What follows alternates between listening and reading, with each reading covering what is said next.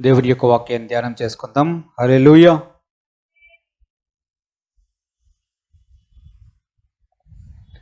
రెండవ దినవృత్తాంతాల గ్రంథం 26వ అధ్యాయం 1 నుంచి 5 వచనాలు చదువుకుందాం.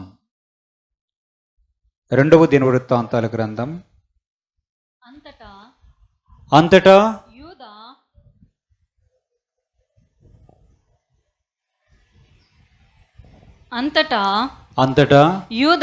యూదా జనులందరూ 16 ఏండ్ల వాడైన ఉజ్జియాను తీసుకొని అతని తండ్రి అయిన అమజ్యాకు బదులుగా రాజుగా నియమించిరి. అతడు ఏలాతును కట్టించి రాజగు తన తండ్రి అతన్ని అతని పితరులతో కూడా నిద్రించిన తరువాత అది యూదా వారికి తిరిగి వచ్చినట్లు చేసెను. ఉజ్జియా ఏలనారంభించినప్పుడు 16 ఏండ్ల వాడై యెరూషలేములో 52 సంవత్సరములు ఏలెను. అతని తల్లి యెరూషలేము కాపురస్తురాలు. ఆమె పేరు యెకొల్యా. అతడు తన తండ్రి అయిన అమజ్యా చర్య అంతటి ప్రకారము యెహోవా దృష్టికి యథార్థముగా ప్రవర్తించెను. దేవుని ప్రత్యక్షత విషయమందు తెలివి కలిగిన జకర్యా దినములలో అతడు దేవుని ఆశ్రయించెను.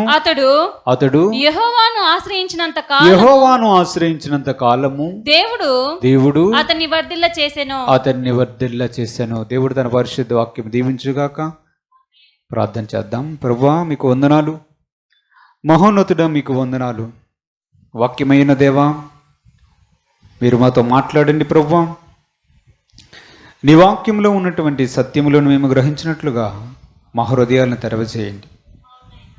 మాతో మాట్లాడి మమ్మల్ని బలపరిచి నీ వాక్యమందు మమ్మల్ని స్థిరపరచమని యేసుక్రీస్తు పరిశుద్ధ నామమున అడిగి వేడుకొంచున్నాము తండ్రి. ఆమేన్. హల్లెలూయా. రెండవ దినవృత్తాంతాల గ్రంథం 26వ అధ్యాయములో మనం ఒక రాజును చూస్తున్నాం. ఆ రాజు పేరు ఉజ్జియా. ఈ ఉజ్జియా చిన్నతనములోనే రాజు అయ్యాడు. సుమారుగా 16 సంవత్సరాల వయస్సులో రాజు అయ్యాడు. 16 సంవత్సరాల వయసు అంటే సుమారుగా 10th అయిపోయి ఇంటర్మీడియట్ ఫస్ట్ ఇయర్కి వచ్చినటువంటి వయస్సు. కానీ దేవుడు ఒక అవకాశం ఇచ్చాడు ఉజ్జియాకి. రాజుగా ఉండుటకు తన ప్రజల మీద దేవుడు అవకాశం ఇచ్చాడు ఉజ్జియాకి. ఈ ఉజ్జియా యొక్క జీవిత చరిత్రను మనం చూస్తే, ఉజ్జియా 16 సంవత్సరాలకు రాజైన తరువాత చాలా విషయాలను చేశాడు. రాజుగా ఉండేటప్పుడు దేవుడు అతన్ని అన్ని విధాలా ఆదుకున్నాడు, సహాయం చేశాడు. యుద్ధం విషయంలో చూస్తే దేవుడు అతనికి సహాయం చేశాడు. ఆ రాజుకి వ్యవసాయం అంటే చాలా ఇష్టం. అందుకని బావులు తవ్వించాడు. కొండ ప్రాంతములలో ద్రాక్ష తోటలు నాటించాడు. వ్యవసాయాన్ని చేయించాడు. ప్రతి విషయంలో, సైన్యం విషయంలో చూసుకున్న అన్ని విషయాల్లో కూడా దేవుడు అతనికి సహాయం చేశాడు. ఈ ఉజ్జియా దగ్గర యంత్రములు ఉండేవి. ఎలాంటి యంత్రములంటే, దానిలో రాయి పెట్టి మిషన్ ఆన్ చేస్తే దూరముగా ఉన్నటువంటి శత్రువులు కూడా తాకేటట్లుగా యంత్రాలను కూడా కనిపెట్టించి ఉపయోగించాడంట. దేవుని యొక్క దీవెన హస్తము ఉజ్జియాకు లభించింది. 16 సంవత్సరాల వయస్సులో ప్రారంభించినటువంటి ఆ రాజరికాన్ని కొనసాగిస్తూ వచ్చాడు. ఈ ఉజ్జియా ఎందుకు ఇలాగూ ప్రవర్తించాడు అని మనం ఆలోచన చేస్తే దేవుని యొక్క వాక్యంలో మనకు కనిపిస్తుంది, దేవుని ప్రత్యక్షత విషయంలో తెలివి కలిగి ఉన్నటువంటి ఒక వ్యక్తి ఉన్నాడు. ఎవరి దగ్గర? ఈ ఉజ్జియా అనే రాజు దగ్గర ఒక సలహాదారుణ్ణి ఉంచుకున్నాడు. ఆ సలహాదారుని పేరేంటి? జకర్యా. ఈ జకర్యా బైబిల్ గ్రంథంలో, ప్రవక్తల గ్రంథంలో ఉన్నటువంటి జకర్యా ప్రవక్త ఒకరు కారు. ఈ జకర్యా కేవలం ఒక సలహాదారునిగాను మాత్రమే కనిపిస్తాడు. ఇతడు యాజకుడు కాదు, ఒక ప్రవక్త వంటివాడేమో కానీ ప్రవక్త కూడా కాడు. ఈ జకర్యా ఎప్పుడున్నాడు? క్రీస్తు శకం అంటే క్రీస్తు పుట్టక మునుపు చాలా కాలం క్రితం ఉన్నటువంటి వ్యక్తి ఇతను. ఈ జకర్యా దగ్గర ఈ రాజు ఉండి ప్రతి విషయంలో సలహా పొందుతూ ఉండేవాడు. ప్రతి విషయంలో ఏమి చెయ్యాలి, ఏం చెయ్యకూడదో అన్ని విషయాలు కూడా జకర్యా ద్వారా ఈ రాజు అయినటువంటి ఉజ్జియా సలహాలు సూచనలు పొందుతూ ఉండేవాడు. నువ్వు ఇది చెయ్యాలి, నువ్వు ఇది చెయ్యకూడదు, నువ్వు ఇది చేస్తే నీకు మంచిది, నువ్వు ఇది చెయ్యకూడదు అని ప్రతి విషయాన్ని కూడా ఈ జకర్యా అనే ఒక సలహాదారుడు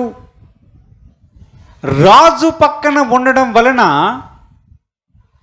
ఆ జకర్యా అనే వ్యక్తి ఉన్నంత కాలము కూడా ఈ రాజు ఏం చేసేవాడు? దేవుణ్ణి ఆశ్రయించేవాడు. దేవుని యొక్క వాక్యం సెలవిస్తుంది, దేవుని ఆశ్రయించినంత కాలము అతడు వర్ధిల్లుతూ ఉన్నాడంట. దేవునికి స్తోత్రం కలుగును గాక. హల్లెలూయా, హల్లెలూయా. అతని పేరు ప్రఖ్యాతులు చాలా దూరం పోయాయి. రాజుగారి పేరు ఎప్పుడైతే ఈ జకర్యా అనే వ్యక్తి లేదా సలహాదారుడు లేదా దేవుని విషయంలో ప్రత్యక్షత కలిగినటువంటి ఆ స్నేహితుడు రాజు దగ్గర నుంచి లేకపోయాడు, బహుశా చనిపోయి ఉండొచ్చు.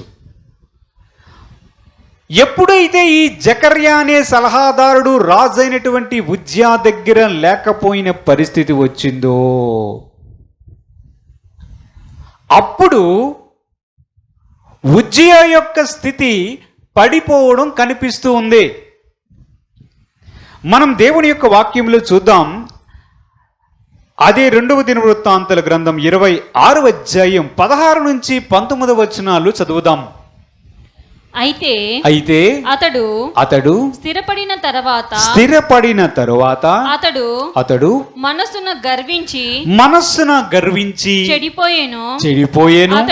అతడు ధూపపీఠము మీద ధూపము వేయుటకై యెహోవా మందిరంలో ప్రవేశించి తన దేవుడైన యెహోవా మీద ద్రోహము చేయగా యాజకుడైన అజర్యాయు అతనితో కూడా ధైర్యవంతులైన యెహోవా యాజకులు 80 మందియు అతని వెంబడి లోపలికి పోయిరి. వారు రాజైన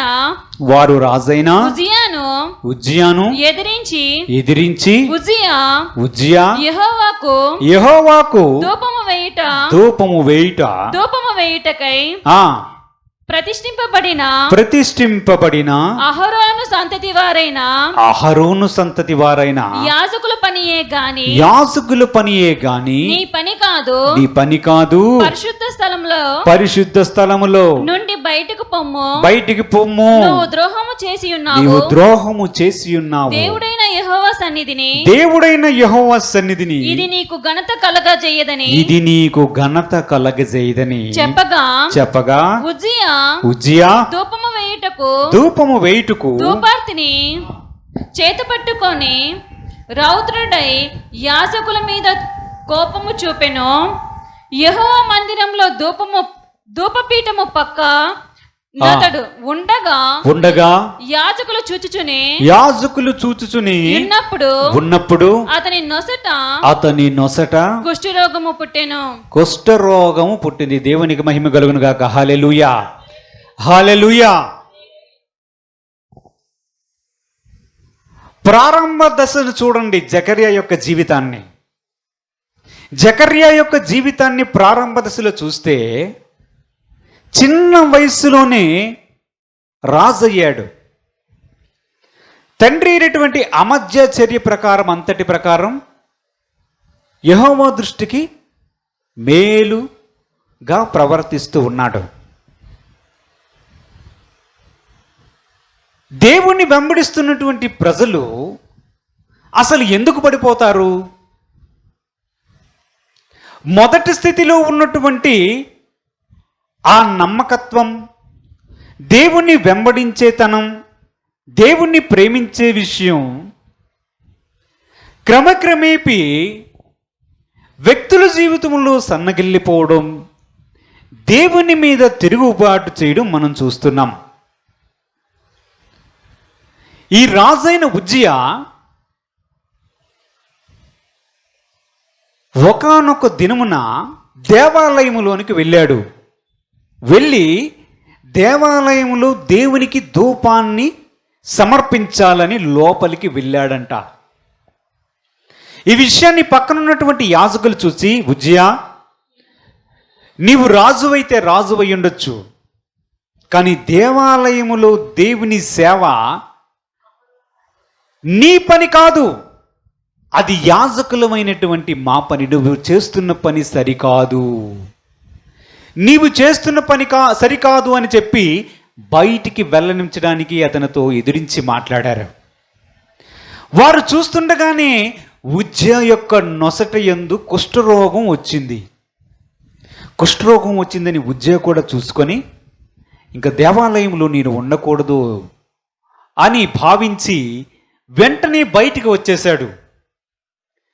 బయటకు వచ్చి ప్రత్యేకమైనటువంటి ఇంటిలో ఉజ్జియా జీవించాడు తను మరణించినంత వరకు. ఉజ్జియా యొక్క ప్రారంభం ఎలా ఉంది, ఉజ్జియా యొక్క ముగింపు ఎలా ఉంది? ప్రారంభంలో దేవుణ్ణి ఆశ్రయించాడు, ప్రారంభంలో యెహోవా యందు భయభక్తులు కలిగి జీవించాడు. సుమారుగా 16 సంవత్సరాల వయసులో ప్రారంభించాడు రాజరికాన్ని. రాజుగా 16 సంవత్సరాల నుంచి పరిపాలన చేశాడు. 52 సంవత్సరాలంట అతడు రాజుగా ఏలాడంట. మనం చరిత్రలో చూస్తే ఏ వయస్సులో ఈ ఉజ్జియా అనే రాజు దేవుని మీద తిరుగుబాటు చేయడానికి సిద్ధపడ్డాడు అని మనము తెలుసుకుంటే, సుమారుగా అతనికి 50 సంవత్సరాల వయస్సు వచ్చినప్పుడు అలాగూ చేశాడు అని ఒక అంచనా వేయవచ్చు. 16 నుంచి 50 సంవత్సరాలకు మధ్య ఎంత వయసు గ్యాప్ ఉంది? అంటే 34 సంవత్సరాలు సుమారుగా భయభక్తులు కలిగి జీవించాడు. 50 సంవత్సరాల తర్వాత నుంచి మనం చూసుకుంటూ పోతే ఎన్ని సంవత్సరాలు ఇంకా బ్రతికాడు? 68 సంవత్సరాలు బ్రతికినట్లుగా మనకు కనిపిస్తూ ఉంది. అంటే ఎన్ని సంవత్సరాలు దేవునికి దూరముగా ఉన్నాడు. ఎన్ని సంవత్సరాలు? సుమారుగా 18 సంవత్సరాలు. 16 సంవత్సరాల వయస్సు ప్రాయం కలిగినటువంటి బాలుడు రాజుగా ప్రారంభించి జకర్యా అనే ఒక దైవభక్తి కలిగి దేవుని ప్రత్యక్షత కలిగి ఉన్నటువంటి వ్యక్తి యొక్క సలహాల మేరకు ప్రవర్తిస్తూ 50 సంవత్సరాలకి ఈ జకర్యా అనే వ్యక్తి తనతో లేకపోయినప్పటికీ తన యొక్క భక్తి జీవితం ఏమైంది? కిందకి దిగజారిపోయింది. ఇంకా అతన్ని సరిదిద్దేవారు కానీ, అతడు చేస్తుంది తప్పు లేదా సరైనదని హెచ్చరించేవారు కానీ, సూచనలు ఇచ్చేవారు కానీ లేకపోవడంతో ఉజ్జియా మనస్సును గర్వించి ఇదంతా నా యొక్క శక్తి సామర్థ్యాలు అనుకున్నాడేమో, ఇంక నేను దేవుని యొక్క సేవలోను కూడా వెళ్ళి దేవుని యొక్క మందిరములో ధూపం వేయడానికి నేను అర్హుడినే అనుకున్నాడు. ఉజ్జియా యొక్క నొసటి యందు కుష్ఠరోగం పుట్టడం వలన అతన్ని తీసుకుని ఊరు వెల్లపట ఒక ఇంటిలో ఉంచి అతడు మరణించినంత వరకు అక్కడే ఉన్నాడు. భక్తి జీవితము యొక్క ప్రారంభాన్ని చూడండి. భక్తి జీవితము మధ్యలోనే మటాష్ అయిపోయింది. చివరికి యొక్క ముగింపు చూస్తే కుష్ఠరోగముతో దేవుని యొక్క శిక్షకు పాత్రుడై ఎక్కడున్నాడు? ఊరు వెలుపల ఉండవలసిన పరిస్థితి ఏర్పడింది. మనము 2వ సమూయేలు గ్రంథం 12వ అధ్యాయం 7 నుంచి 9 వచనాలు ఒక్కసారి చదువుకుందాం. 2వ సమూయేలు 12వ అధ్యాయం 7 నుంచి 9 వచనాలు. నాతాను దావీదును చూచి ఆ మనుషుడవు నీవే ఇశ్రాయేలు దేవుడైనా యెహోవా సెలవిచ్చినదేమనగా ఇశ్రాయేలు మీద నేను నిన్ను రాజుగా పట్టాభిషేకము చేసి సౌలు చేతిలో నుండి నిన్ను విడిపించి నీ యజమానుని నగరిని నీకు అనుగ్రహించి నీ యజమానుని స్త్రీలను నీ కౌగిట చేర్చి ఇశ్రాయేలు వారిని యూదా వారిని నీకు అప్పగించి తిని ఇది చాలదని నీవు అనుకొనిన ఎడల నీకు మరి ఎక్కువగా నీకు ఇచ్చియుందును. నీవు యెహోవా మాటను తృణీకరించి ఆయన దృష్టికి చెడుతనము చేసితివేమి. ఉరియాను కత్తి చేత చంపించి అతని భార్యను నీకు భార్యగునట్లుగా నీవు కట్టుకొని ఉన్నావు. అమోనీయుల చేత నీవు అతన్ని చంపించితివి కదా. నన్ను లక్ష్యము చేయక హిదీయుడగు ఉరియా భార్యను నీకు భార్య అగునట్లు చేసుకొనినందున నీవు భార్యగా చేసుకొనినందున నీ ఇంటి వారికి సదాకాలము యుద్ధము కలుగును. దేవునికి మహిమ కలుగును గాక. హల్లెలూయా హల్లెలూయా. ఇక్కడ ఒక వ్యక్తి కనిపిస్తున్నాడు. ఈ వ్యక్తి ఎవరు? దావీదు యొక్క జీవిత చరిత్రను ఒక్కసారి మనం ఆలోచన చేద్దాం. దావీదు ఏం చేస్తుండేవాడు? గొర్రెలు కాసుకుంటూ ఉండేవాడు. సౌలు మహారాజు దేవునికి వ్యతిరేకంగా ప్రవర్తించడం వలన సమూయేలు అనే ప్రవక్తకు దేవుడు సెలవిచ్చిన మాట ఏమిటంటే, యెష్షీ కుమారుల్లో ఒకరిని నీవు రాజుగా అభిషేకించాలి అన్నాడు. సమూయేలు ప్రవక్త వెళ్ళి దావీదును రాజుగా అభిషేకించాడు కదా. దావీదు అప్పుడు ఏం చేస్తున్నాడు? పొలంలో గొర్రెలు కాచుకుంటూ ఉన్నాడు. దావీదుకు పాటలు పాడడం, దేవునికి ఆ ఇన్స్ట్రుమెంట్ ఉపయోగించి స్తుతించడం, ఆరాధించడం దావీదుకి ఇష్టమైనటువంటి పని. దేవుణ్ణి ఆరాధిస్తున్నాడు, దేవుణ్ణి ప్రేమిస్తున్నాడు, ఈ వ్యక్తి కావాలి అనుకున్నాడు మన దేవుడు. సమూయేలు అనే ప్రవక్తను పంపించి దావీదును రాజుగా అభిషేకించాడు. అప్పుడు దావీదు వయసు ఎంత? దావీదు వయసు ఎంతో తెలుసా? సుమారుగా 15 నుంచి 17 సంవత్సరాల వయస్సు గలవాడు. అంటే ఎంత? ఇంచుమించు ఉజ్జియాకు ఎంత ఏజ్ ఉందో, ఎంత వయసు ఉందో, 1 సంవత్సరం అటు ఇటు, అంటే 10th అయిపోయి ఇంటర్మీడియట్కి వస్తున్నటువంటి ఏజ్ అది. సుమారుగా 16 సంవత్సరాలు అనుకుందాం. 16 సంవత్సరాల వయసులో దావీదుని దేవుడు కోరుకున్నాడు. ఉజ్జియాని ఎప్పుడు కోరుకున్నాడు? అదే 16 సంవత్సరాల వయసులో కోరుకున్నాడు. 16 సంవత్సరాల వయసులో సమూయేలు ప్రవక్తను పంపించి దావీదును రాజుగా అభిషేకించాడు. కానీ దావీదు రాజుగా పరిపాలన 16-17 సంవత్సరాలకి చెయ్యలేదు. దేవుని యొక్క వాక్యములు చూస్తే సుమారుగా అతనికి 30 సంవత్సరాలు వయసు వచ్చినప్పుడు అతడు ఏలన ఆరంభించాడు అని దేవుని యొక్క వాక్యములో వ్రాయబడి ఉంది. అంటే 16 సంవత్సరాల నుంచి 30 సంవత్సరాలకు ఎంత వయసు తేడా? 14 సంవత్సరాల తర్వాత రాజయ్యాడు కదా.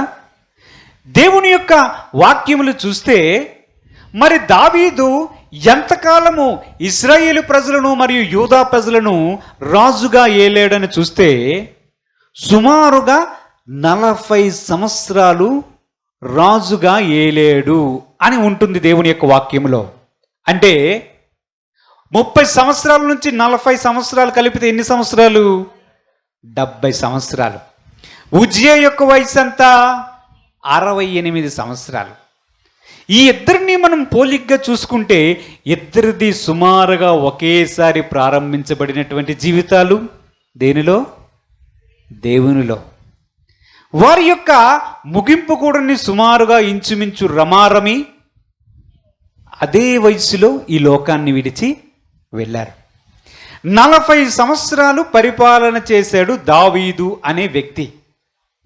ఓకే, ఈయనేం చేస్తున్నాడు? దావీదు దేవుణ్ణి వెంబడిస్తూ ఉన్నాడు, దేవుని ప్రవక్తగా ఉన్నాడు, దేవుని ఆరాధిస్తూ ఉన్నాడు, ఒకవైపు యుద్ధాలు చేస్తున్నాడు. దేవుని యొక్క సహాయము ఇతనికి కూడా లభిస్తూ ఉంది. ఇతడు తన జీవితంలో చేసినటువంటి ఒక పొరపాటు ఏమిటంటే తన వద్ద ఉన్నటువంటి సైనికుడైనటువంటి ఉరియా అనే ఒక వ్యక్తి ఉన్నాడు. అతని భార్య అయినటువంటి బెత్షెబా ఉంది. ఈ బెత్షెబా విషయంలో దావీదు పాపము చేశాడు. ఆమెతో పాపము చేయడం అనేది దావీదు చేయడం జరుగుతుంది. ఇది జరిగినటువంటి కొంతకాలానికి దావీదు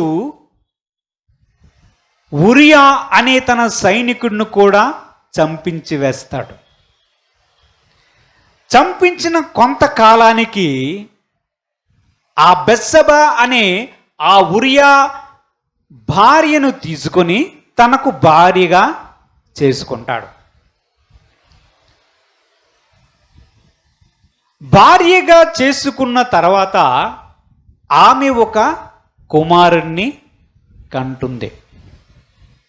ఇప్పుడు దావీదు బెత్షెబా విషయంలో పొరపాటు లేదా పాపము చేసినటువంటి సందర్భంలో దావీదు యొక్క వయస్సు ఎంత? దావీదు యొక్క వయసు ఎంతో స్పష్టంగా మనకు డైరెక్ట్గా బైబిల్లో కనిపించదు. కానీ దావీదు యొక్క వయసు ఎంత ఉంటుందో తెలుసు. అప్పుడు 48 లేదా 50, 51 ఈ మధ్యలో ఉంటుంది. అంటే సుమారుగా 50 సంవత్సరాల వయస్సు అనుకోవచ్చు. ఎవరికి? దావీదుకి. చూడండి, ఇదే 50 సంవత్సరాలు రమారమి, ఇదే 50 సంవత్సరాల వయసులో ఉజ్జియా కూడా దేవుని మీద ద్రోహం చేశాడు. ఎంతకాలం వీరి యొక్క భక్తి జీవితం కొనసాగుతూ ఉంది?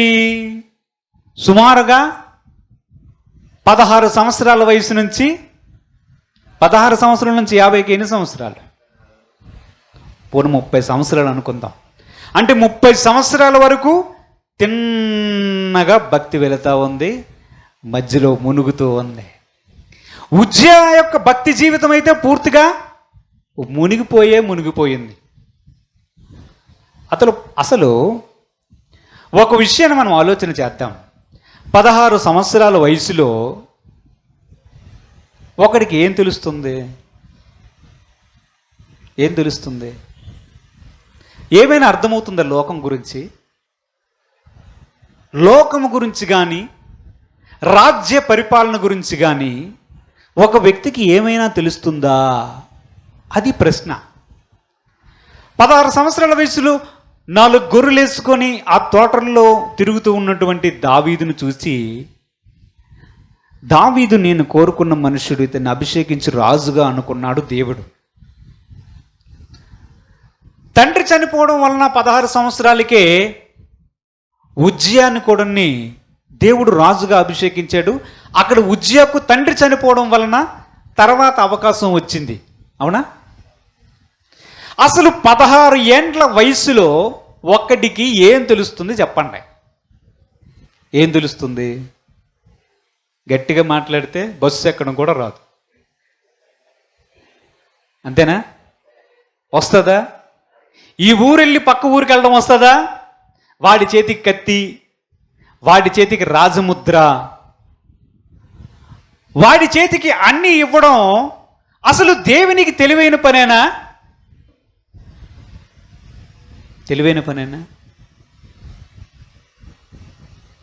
అసలు దేవుని యొక్క ఆలోచన సరైనదేనంటారా?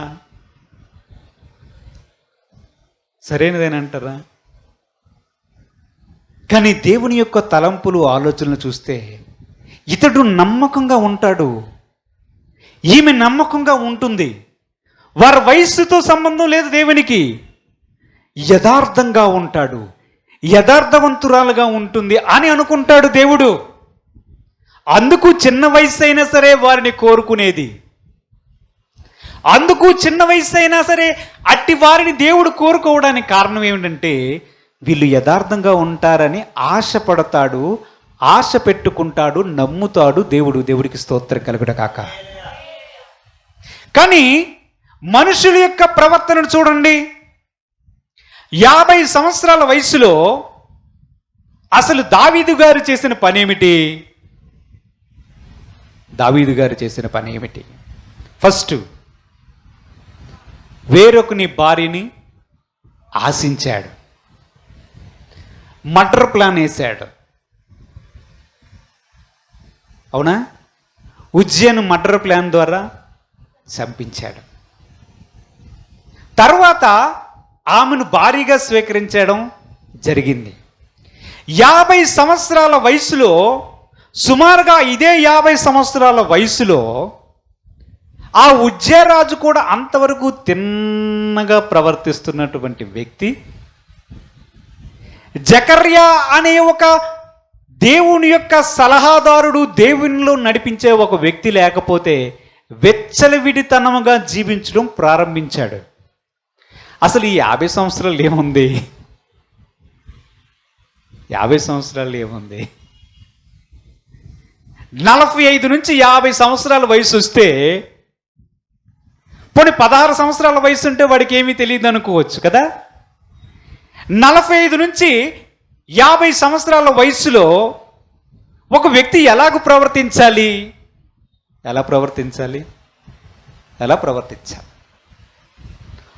ఆల్మోస్ట్ మధ్య వయసు దాటిపోయి ఇంకా ఎండింగ్కి వస్తున్నట్టు. మనిషి యొక్క ఆయుష్కాలం ఎంత? మహా అయితే 70 సంవత్సరాలు. అంటే సుమారుగా సగానికి వచ్చేసినట్టే కదా, ఆల్మోస్ట్ సగానికి వచ్చేసినట్టే. 50 సంవత్సరాల వయసులో దావీదు మర్డర్ ప్లాన్లు ఏమిటి,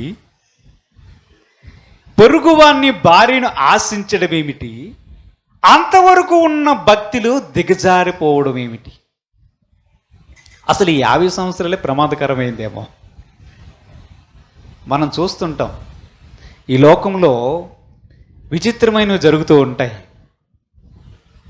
50 సంవత్సరాల వయసు వచ్చిన తర్వాత కొంతమంది పురుషులు భార్యని తనంతా ఎత్తెదిగినటువంటి పిల్లలను విడిచిపెట్టి వాళ్ళకి విడాకులిచ్చి రెండో పెళ్ళికి సిద్ధమవడం కూడా చూస్తుంటాం. చూసారా ఎప్పుడైనా? స్త్రీలు కూడా అప్పటి వరకు ఉన్నటువంటి భర్తకు విడాకులిచ్చి వేరొకరిని వివాహం చేసుకోవడం కూడా మనం చూస్తుంటాం. అదేం దిక్కుమాల రోగం నాకేమర్థం కాదు. దావీదు 50 సంవత్సరాల వయసు వచ్చినప్పుడు ఆయన చేసినటువంటి పొరపాటు తన జీవితంలో మచ్చగా మిగిలిపోయింది. మనము దావీదు బెత్షెబా విషయంలో ఆయన చేసినటువంటి పనిని, తర్వాత వివాహము చేసుకున్నటువంటి పనిని, తర్వాత ఆమె ద్వారా కనినటువంటి మొదటి కుమారుణ్ణి కనినటువంటి సమయాన్ని గమనిద్దాం. 50 సంవత్సరాల వయసులో చేశాడు కదా. ఆమె గర్భవతి అయిందన్న విషయం దావీదుకు వర్తమానాన్ని పంపించింది. దావీదు ప్లాన్ వేశాడు ఉరియా ద్వారా ఏదైనా చేద్దామని. కుదరలేదు. యుద్ధం ఉంటే ఈ ఉరియాని యుద్ధానికి పంపించి ఉరియా యుద్ధంలో చనిపోయేటట్లు ముందు వరుసలో నిలబెడతాడు. అవతలలో బాణాలు కరెక్ట్గా తగిలేటట్లు చచ్చిపోయినట్లు. ఇదంతా ఎంతకాలం జరిగిందో తెలుసా? బెత్షెబాతో పాపము చేసి ఉరియాను చంపించినంత కాలం చూసుకుంటే నిడివి కొన్ని వారాలు లేదా ఒక నెలన్నర సమయం. ఓకేనా? నెలన్నర సమయం తర్వాత ఇప్పుడు ఉరియా చనిపోయాడు. ఉరియా చనిపోయిన తర్వాత సంతాప దినాలను ఉంటాయి తెలుసా? మన దేశంలో ఎవరైనా బాగా పేరు పొందినటువంటి పాత రాష్ట్రపతితో దేశ ప్రధాని చనిపోయాడు అనుకోండి, సంతాప దినాలని చెప్పి ఒక 3 రోజులు 7 రోజులు గడుపుతారు. తెలుసా? తెలీదా? దేవుడికి స్తోత్రం. హల్లెలూయా. అందరినీ రాజుల్ని రాణిలు చెయ్యాలి. అయితే హల్లెలూయా, హల్లెలూయా. ఇప్పుడు యెఫ్తా కుమార్తె ఒక ఆమె ఉంది. ఏం పేరు? తెలీదా? సరే. ఆమె చనిపోయినప్పుడు ఆమె విషయమై కొన్ని రోజులు దుఃఖ దినములు సలుపుతారు. గుర్తుందా లేదా? యాజకుడైనటువంటి అహరోను చనిపోయినప్పుడు కూడా దుఃఖ దినములు జరుపుతారు. మిరియాము చనిపోయినప్పుడు దుఃఖ దినము. అంటే మనిషి చనిపోయిన తర్వాత కొన్ని దినాలు బాధపడతారు, ఏడుస్తారు, వేదన చెందుతారు, కొన్ని సంతాప దినాలుగా ప్రకటిస్తారు. ఇది తెలియకపోతే మరి నేనేం చేయలేను. దేవుడికి స్తోత్రం. హల్లెలూయా. ఇప్పుడు ఈ విషయం ఎందుకు గురించి మాట్లాడుకుంటున్నామంటే, ఉరియా యొక్క భార్య అయినటువంటి బెత్షెబా కొన్ని దినాలు ఆమె సంతాప దినాలు సంతాప దినాలని ప్రకటించి బాధపడి నా భర్త చనిపోయాడని ఏడుస్తూ కూర్చుని ఉందంట. సుమారుగా 1 నెల రోజులు అనుకుందాం, పాత ఇశ్రాయేలీయుల యొక్క ఆచారం ప్రకారం. అవునా? బెత్షెబాతో పాపము చేసి తర్వాత ఉరియా చనిపోయి ఉరియా తర్వాత సంతాప దినములు జరిగినంత వరకు ఎంతకాలం? ఒక 2 నెలలు అనుకుందాం. ఓకేనా? 2 నెలల తర్వాత దావీదు గారు వివాహానికి వేదికని సిద్ధపరిచారు. ఎప్పుడు? 50 ఏళ్ల వయసులో. ఇక్కడ వివాహము జరిగిన తరువాత అంతకు మునిపే ఆమె గర్భవతిగా ఉంది గనుక ఈ బెత్షెబాకు ఒక కుమారుడు పుట్టాడు.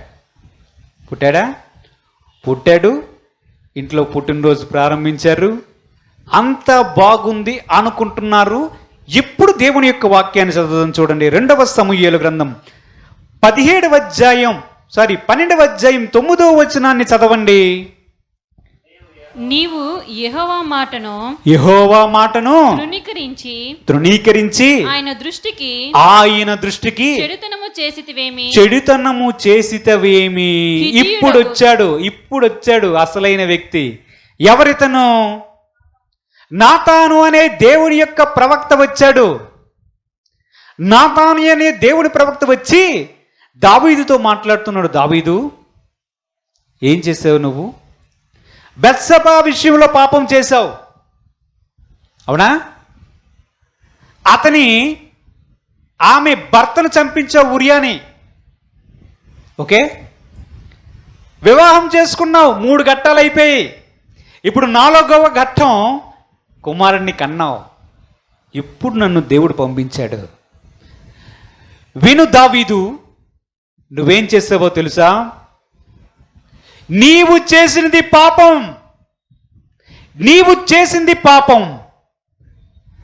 నీవు చేసింది సరైనది కాదు అని దేవుని యొక్క హెచ్చరిక ప్రవక్త అయినటువంటి నాతాను ద్వారా దావీదు వద్దకు వచ్చింది. ఎంతకాలము తర్వాత దేవుడు తన ప్రవక్త అయినటువంటి నాతాను ద్వారా ఈ వర్తమానాన్ని దావీదు వద్దకు పంపించాడు. లెక్క చెప్పండి. ఒక పిల్లవాడు పుట్టాడంటే సుమారుగా ఎంతకాలం అయి ఉండాలి? 9 నెలల నుంచి 1 సంవత్సర కాలం జరిగి ఉండి ఉంటుంది కదా. ఇప్పుడు దేవుని యొక్క వాక్యం చూద్దాం. 2వ సమూయేలు గ్రంథం 12వ అధ్యాయం 13వ వచనాన్ని చదువుకుందాం. నేను పాపము చేసితినని దావీదు నాతానుతో అన్నాడంట. ఆహా, నీవు చావకుండునట్లు యెహోవా నీ పాపమును పరిహరించెను. దేవునికి స్తోత్రం కలుగును గాక. గట్టిగా చెప్పండి హల్లెలూయా. నాతాను ప్రవక్త దావీదు వద్దకు ఎప్పుడు వచ్చాడు? సుమారుగా 9 నెలల నుంచి 1 సంవత్సర కాలము తర్వాత దేవుడు పంపించాడు కదా. ఇప్పుడు నాతాను ప్రవక్త డైరెక్ట్గా మాట్లాడుతూ ఉంటుంటే దావీదేమంటున్నాడు? నేను పాపము చేశాను అంటున్నాడు. అవునా? 50 సంవత్సరాలు రమారమి 50 సంవత్సరాల వయసునేటప్పుడు దావీదు చేసినటువంటి తప్పును, పాపమును ఎప్పుడు ఒప్పుకున్నాడు? అది లెక్క. ఎప్పుడు ఒప్పుకున్నాడు? సుమారుగా సంవత్సరము తర్వాత ఒప్పుకున్నాడు. ఎప్పుడు?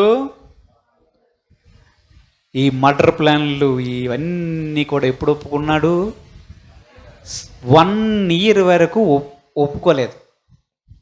అంతా బాగుంది, అంతా సజావుగా సాగిపోతుంది, నా ప్లాన్ ప్రకారమే జరుగుతుంది అనుకుంటున్నాడు కాబోలు దావీదు.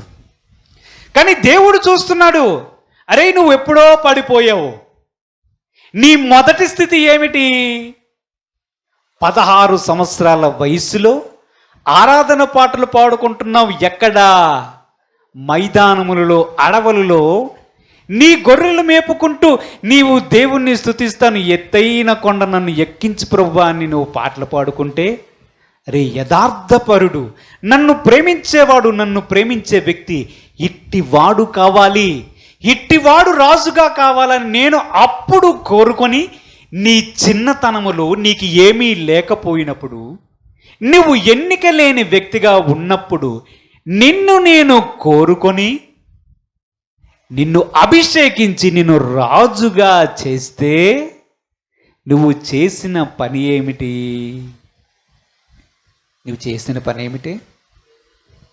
ఏం పని చేశావు? ఏం పని చేశావు? నీవు చేసిన పనిని నేను నీకు గుర్తు చేస్తా ఉన్నాను. అసలు జకర్యా అనే వ్యక్తి లేకపోతే నేను అనుకుంటాను ఉజ్జియా యొక్క పని ఎప్పుడో మటాష్ అయిపోయిండేది. 50 సంవత్సరాల వరకు కూడా ఆగడు. అసలు భక్తి జీవితం ఉజ్జియాలో మధ్యలో మటాష్ అయిపోయి చివరి వరకు అదే కుష్ఠరోగం కొనసాగింది. అవునా కదా? అసలు జకర్యా అనే ఒక దేవుని యొక్క ప్రత్యక్షత కలిగి దేవుని యొక్క సలహా ఇచ్చే వ్యక్తి ఉజ్జియా యొక్క జీవితం లేకపోతే ఉజ్జియా ఎప్పుడైపోయి ఉండేవాడు తెలుసా? ఎప్పుడైపోయి ఉండేవాడు? ఆ 16 సంవత్సరాలకి ఆడికేం తెలుస్తుంది? ఆ ఉజ్జియాకి ఏం తెలుసు? ఎంతమంది రాజులుంటే ఏంటి, ఎంతమంది మంత్రులుంటే ఏమిటి? ఆ 16 సంవత్సరాలకి ఏం తెలుస్తుంది ఉజ్జియాకి? అప్పుడే మటాష్ అయిపోయి ఉండేవాడు. భక్తి జీవితంలో అప్పుడే పోయి ఉండేవాడు. దావీదు గారు కొంచెం స్ట్రాంగ్ ఏమో, దేవునితో గడుపుతూ ఉన్నాడు, దేవుని యొక్క అభిషేకం కలిగి ఉన్నాడు. అయినా దేవునికి వ్యతిరేకంగా పాపము చేసి దాన్ని సుమారుగా సంవత్సర కాలం సాగదీశాడు. ఎంతకాలం? సంవత్సర కాలం సాగదీశాడు. అనుకుంటున్నాడు ఏమో దేవుడు, నేను నాతాన్ని పంపిస్తే కానీ ఒప్పుకోవా? ఎవడు చెప్తే కానీ ఒప్పుకోవా? ఎవరి దూరం నేను చెప్తే కానీ నేను ఒప్పుకోవా? అసలు దేవుని యొక్క ఆత్మ ఏమి చేస్తుంది? అసలు దావీదులో దేవుని యొక్క ఆత్మ ఉన్నదా లేదా చెప్పండి. ఉందా? చూద్దాము. కీర్తన గ్రంథం 51వ అధ్యాయం 11వ వచనాన్ని చదువుకుందాం. కీర్తన గ్రంథం 51వ నీ సన్నిధిలో నుండి నీ సన్నిధిలో నుంచి నన్ను త్రోసివేయకము నీ పరిశుద్ధాత్మను నీ పరిశుద్ధ ఆత్మను నా యొద్ద నుండి తీసివేయకము నా యొద్ద నుంచి తీసివేయకము. ఎవరి ప్రార్థన ఇది? ఎవరి ప్రార్థన? ఎప్పుడు చేస్తున్నాడు? నాతాను ప్రవక్త వచ్చిన తరువాత అప్పుడు గుర్తుకొస్తుంది దావీదు గారికి, నాలో పరిశుద్ధాత్ముడు ఉన్నాడు కదా, ప్రభువా పరిశుద్ధాత్మను నా యొద్ద నుంచి తీసివేయకు ప్రభువా అని ప్రార్థన చేస్తున్నాడంట. మరి సంవత్సర కాలం ఎలా గడిపాడు? లేదా 9 నెలల నుంచి 12 నెలల వరకు దావీదు ఎలాగూ గడిపాడు? ఇప్పుడు మనకు జకర్యాలు ఉన్నారా?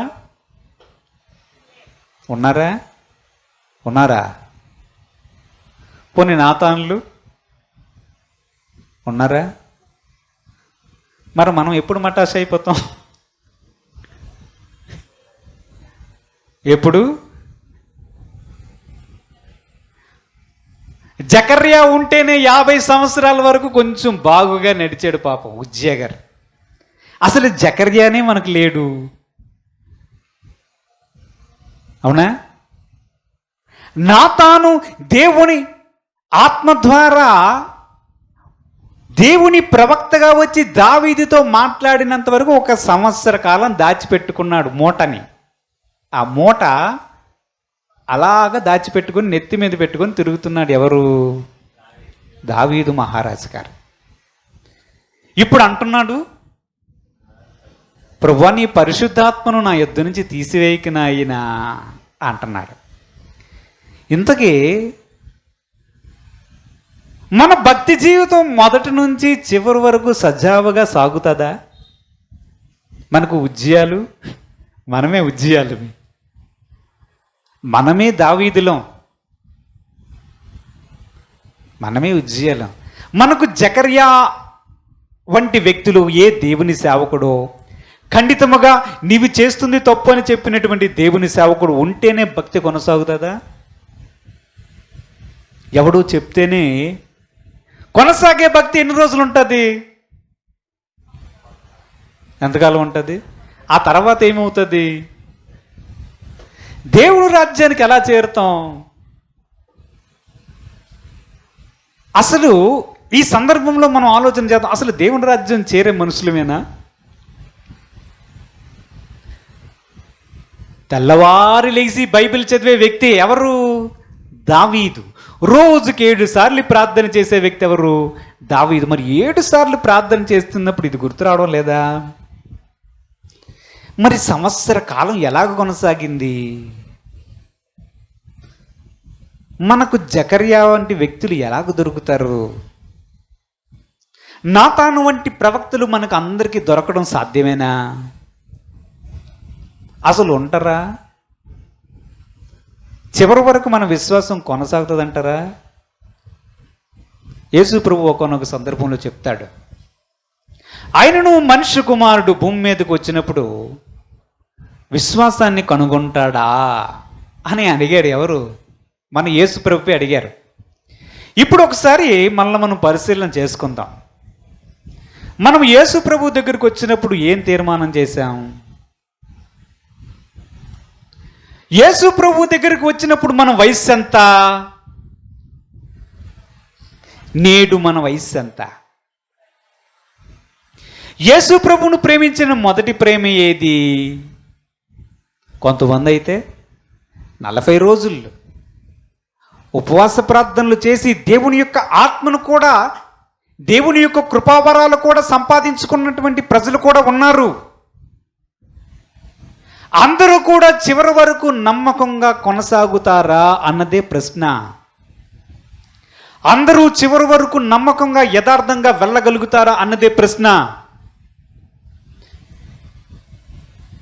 మనము దేవుని యొక్క వాక్యంలో ఒక మాట చూద్దాం. యోహాను సువార్త 16వ అధ్యాయం 13-14 వచనాలు చదువుకుందాం. యోహాను సువార్త 16వ అధ్యాయం 13-14 వచనాలు చదువుకుందాం. అయితే ఆయన అనగా సత్యస్వరూపి అయిన ఆత్మ వచ్చినప్పుడు మిమ్మును సర్వసత్యములోనికి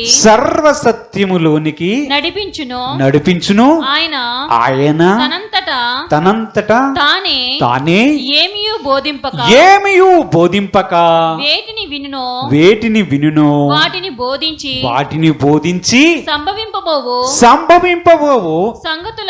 సంగతులను మీకు తెలియజేయును. ఆయన నా వాటిలోనివి తీసుకొని మీకు తెలియజేయును గనుక నన్ను మహిమపరచును. దేవునికి మహిమ కలుగునగాక. ఎవరు ఈయన? సత్యస్వరూపి అయినటువంటి ఆత్మ అనగా పరిశుద్ధ ఆత్మ. ఇప్పుడు మీరందరూ పరిశుద్ధాత్మను పొందితిరా? దావీదు పొందినాడా? పొందాడు. అసలు పరిశుద్ధాత్మ దేవుడు మనలో చేసే పనేమిటి? ఏం చేస్తాడు చెప్పండి? ఈ లోకములోనికి పరిశుద్ధాత్మ దేవుడు ఎందుకు వచ్చాడు? నీతిని ఒప్పింపజేస్తాడు, పాపాన్ని ఒప్పింపజేస్తాడు. మొదటి పని. అవునా?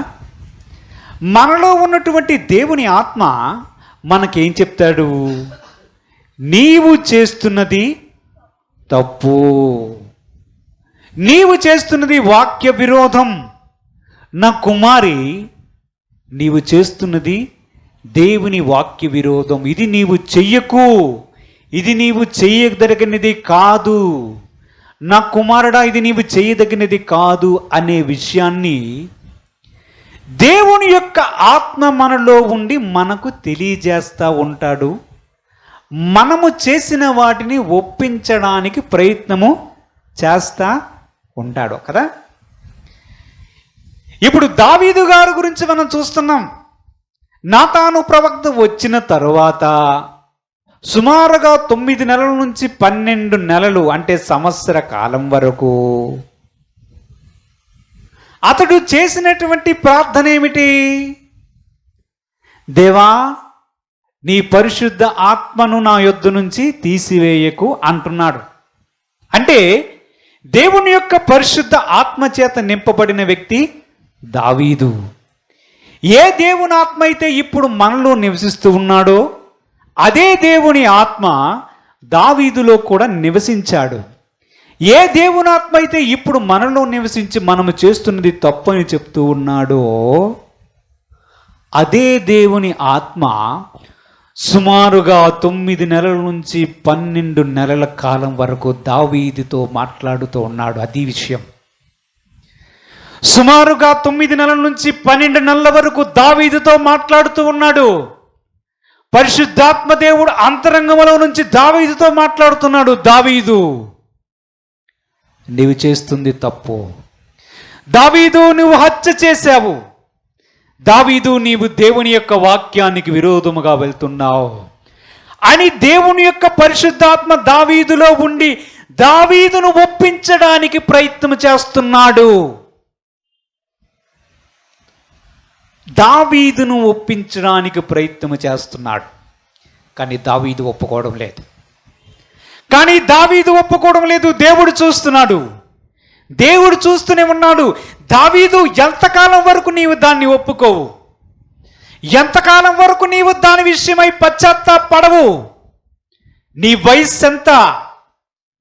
నీ వయస్సులో నీవు చేయవలసినటువంటి పనేమిటి? అనేక మందికి మాదిరిగా ఉండవలసినటువంటి నీవు ఏ యోగ్యత లేని దిక్కుమాలిన స్థితిలో ఉన్నటువంటి నిన్ను రాజుగా చేశాను. 16 సంవత్సరాల ప్రాయంలో నిన్ను అభిషేకించాను నీవు రాజుగా ఉండడానికి నా ప్రజల మీద. నీవప్పుడు రాజుగా నిన్ను అభిషేకించి నిన్ను కోరుకొని నిన్ను రాజుగా చేస్తే నీవు చేస్తున్నటువంటి పని ఏమిటి దావీదు అని దేవుని ఆత్మ దావీదు హృదయములో మాట్లాడుతూ ఉన్నాడు. దేవునాత్మ దావీదులో మాట్లాడుతూ ఉన్నాడు. ఈరోజు మనం గుర్తుంచుకోవాల్సిన విషయం ఒకటే. జకర్యా వంటి వ్యక్తి ఉజ్జియాకి సలహాలు ఇస్తూ ఉన్నాడు. దేవుని పరిశుద్ధాత్మ ఆ పనిని ఇప్పుడు మన జీవితాల్లో చేస్తూ ఉన్నాడు. జకర్యా చేసినటువంటి పని దేవుని యొక్క పరిశుద్ధాత్మ విశ్వాసులమైనటువంటి మనలో చేస్తూ ఉన్నాడన్న విషయాన్ని మర్చిపోకూడదు. దావీదుకి నాతాను ప్రవక్త వచ్చి మాట్లాడుకు మునిపే దావీదులో మాట్లాడుతున్నాడు. దావీదు, ఇది సరైన పని కాదు. దావీదు, ఇది సరైన పని కాదు, నీవు ఒప్పుకో అని మాట్లాడుతూ ఉంటే దావీదు దాన్ని ఒప్పుకోవడానికి సిద్ధపడలేదు. అసలు దేవుని యొక్క పరిశుద్ధాత్మ చేసే ఈ అద్భుతమైన క్రియకు దావీదు ఒప్పుకోలేకపోవడానికి కారణం ఏమిటి? దేవుని యొక్క వాక్యంలో చూద్దాం. ఎఫెసీయులకు రాసినటువంటి పత్రిక 4వ అధ్యాయం 30వ వచనాన్ని చదువుకుందాం. దేవుని పరిశుద్ధాత్మ, ఎఫెసీయులకు రాసిన పత్రిక 4వ అధ్యాయం 30వ వచనాన్ని, దేవుని పరిశుద్ధాత్మను పరిశుద్ధ ఆత్మను దుఃఖపరచుకుడి విమోచన దినము వరకు ఆయన యందు మీరు ముద్రింపబడ్డారు. దేవునికి స్తోత్రం కలుగును గాక. హల్లెలూయా, హల్లెలూయా. అంటే దేవుని యొక్క ఆత్మ విశ్వాసమైనటువంటి మనలో నివసిస్తూ ఉన్నాడు, మనతో మాట్లాడుతూ ఉన్నాడు. మన హృదయంలో నుంచి ఆయన మాట్లాడుతూ మనము పాపము చేసినప్పుడు దేవునికి వ్యతిరేకంగా ప్రవర్తిస్తున్నప్పుడు మనల్ని ఒప్పించడానికి, దావీదును ఒప్పించడానికి ప్రయత్నం చేస్తున్నట్టు విధముగానే మనతో కూడా చేస్తున్నాడు. కానీ దావీదు ఒప్పుకోలేనటువంటి విధముగానే మనము కూడా ఒప్పుకోవడానికి ఇష్టపడని వ్యక్తుల జాబితాలో ఉన్నామేమో చూసుకోవాలి. సలహాదారుడు ఎవరు ఇప్పుడు మనకి? పరిశుద్ధాత్మ దేవుడు. ఉజ్జియాకు ఉన్నాడు సలహాదారుడు జకర్యా. నాతాను వచ్చి చెప్పినంత వరకు, హెచ్చరించినంత వరకు కూడా దావీదుకు కూడా ఇదే పరిశుద్ధాత్మ దేవుడు సలహాదారుడుగా ఉన్నాడు.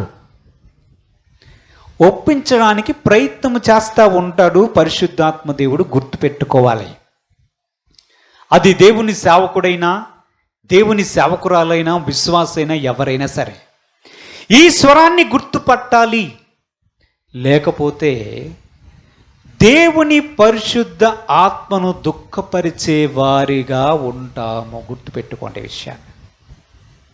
దేవుని ఆత్మ మనలో ఉండి ఒప్పించడానికి ప్రయత్నం చేస్తూ ఉంటాడు. ఒప్పుకో, విడిచిపెట్టు, నీవు చేస్తుంది తప్పు, ఒప్పుకో, విడిచిపెట్టు, ఒప్పుకో, విడిచిపెట్టు, ఇది కాదు అని మాట్లాడుతూ ఉంటాడు. ఆ స్వరాన్ని ఎవడైతే తృణీకరిస్తాడో అప్పుడు దేవుని ఆత్మ దుఃఖపడుతుంది.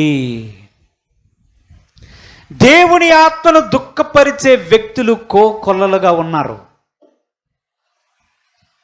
ఎవరైతే క్రీస్తులోనికి వచ్చి దేవుని యొక్క ప్రేమను రుచి చూచి దేవుని కొరకు జీవిస్తూ దేవునిలో చలామణి అయిపోతున్నారో వారికి ఈరోజు హెచ్చరిక.